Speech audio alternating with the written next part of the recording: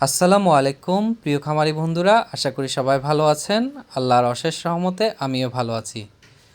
আজকে আমি আপনাদের জন্য নিয়ে এলাম খামারের জন্য অত্যন্ত কার্যকরী একটি মেডিসিন অ্যান্ড্রোফ্লক্স ভ্যাট। এটি বাজারে নিয়ে এসেছে এসকেপ ফার্মাসিউটিক্যালস লিমিটেড। এটি একটি অ্যান্টিবায়োটিক। এর মূল উপাদান হলো অ্যান্ড্রোফ্লক্সাসিন। অ্যান্ড্রোফ্লক্স ভ্যাট মেডিসিনটি মুরগির বাচ্চা ব্রুডিংয়ে বেশি ব্যবহার করা হয়। এটি মুরগির বাচ্চা ব্রুডিংয়ের জন্য অত্যন্ত কার্যকরী একটি মেডিসিন।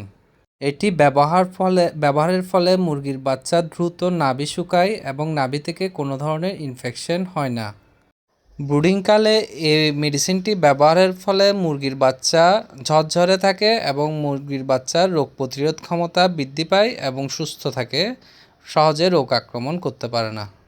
তাই ব্রুডিংয়ের সময় বেশিরভাগ খামারিদের প্রথম পছন্দ হচ্ছে অ্যান্ড্রোফ্লক্সাসিন মেডিসিনটি।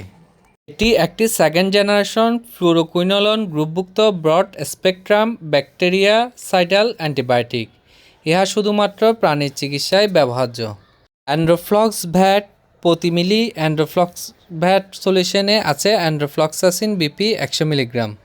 কার্যপ্রণালী: অ্যান্ড্রোফ্লক্স ভ্যাট সলিউশন ব্যাকটেরিয়ার ডিএনএ এর নেগেটিভ সুপারকয়েলিং ঘটে, ফলে ব্যাকটেরিয়ার ডিএনএ এর রেপ্লিকেশন, ট্রান্সক্রিপশন এবং বৃদ্ধি ব্যাহত হয়। কিছু কিছু ব্যাকটেরিয়ার উপর অ্যান্ড্রোফ্লক্স ভ্যাট সলিউশন এর দীর্ঘমেয়াদী পোস্ট অ্যান্টিবায়োটিক ইফেক্ট রয়েছে, যার দরুন রোগের পুনরাবৃত্তি হওয়ার সম্ভাবনা কমে যায়।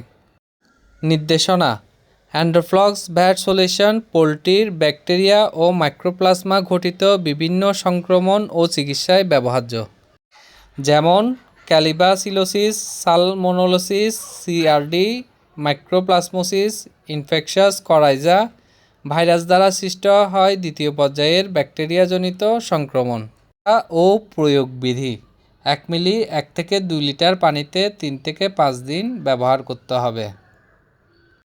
প্রত্যাহারকাল: অ্যান্টিবায়োটিক ব্যবহারের সময় 3 দিন মাংস ব্যবহার করা যাবে না বা খাওয়া যাবে না।